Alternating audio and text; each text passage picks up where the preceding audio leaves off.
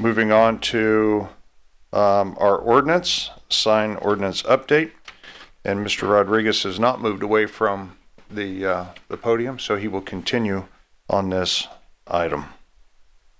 Thank you, Mayor. The second item before you this evening is the second reading of the sign code update, which was initially presented to the City Council at its May 3rd meeting.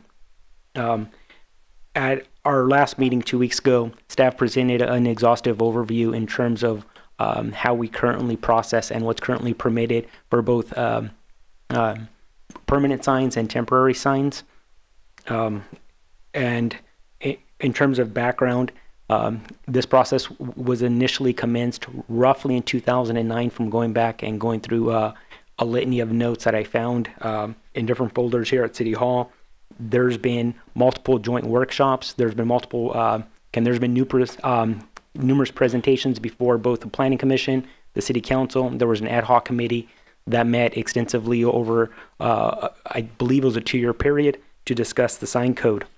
All that culminated in a relatively lengthy presentation 2 weeks ago where we discussed the proposed changes. Overall, the actual changes to permanent signs are nominal. Rather, a lot of the changes specifically pertain to temporary signs. Some of the more significant changes for permanent signs are lighting types, the architectural enhancements for signs, and also electronic message boards advertising on-site users. And then we've also clarified a lot of details in terms of what can or cannot be actually highlighted on a sign. So with that being said, that will actually conclude staff's presentation, and staff is recommending that the council adopt the ordinance to update Title 8, Chapter 5, Article 63 relating to signs, and also updating the sign definitions within the municipal code, and to waive the second reading. Thank you. Any questions from council? Through the mayor. Just a point of clarification for the public. I'd like to ask the city attorney. We say this all the time, but it's just to educate the public on this. What does waiving the second reading mean?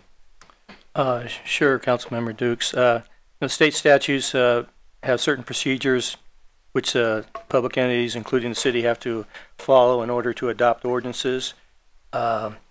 City councils have to consider each ordinance at 2 separate meetings, and the state statutes require that at each meeting, either the city has to have the actual ordinance read out loud, or the statute allows the city council to make a finding that they waive the reading.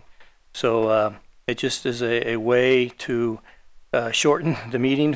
Here we have over a 30-page ordinance, and instead of having to read out loud the entire ordinance, the statutes give the city council the right to waive the reading.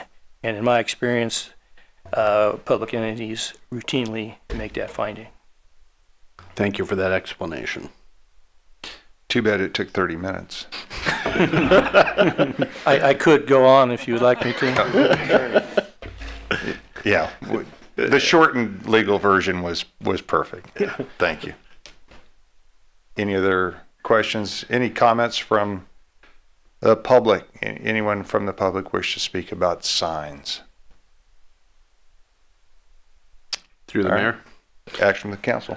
Recommend that we approve adopting this item. We have a motion and a second. All those in favor signify by saying aye. Aye. Opposed? Passes.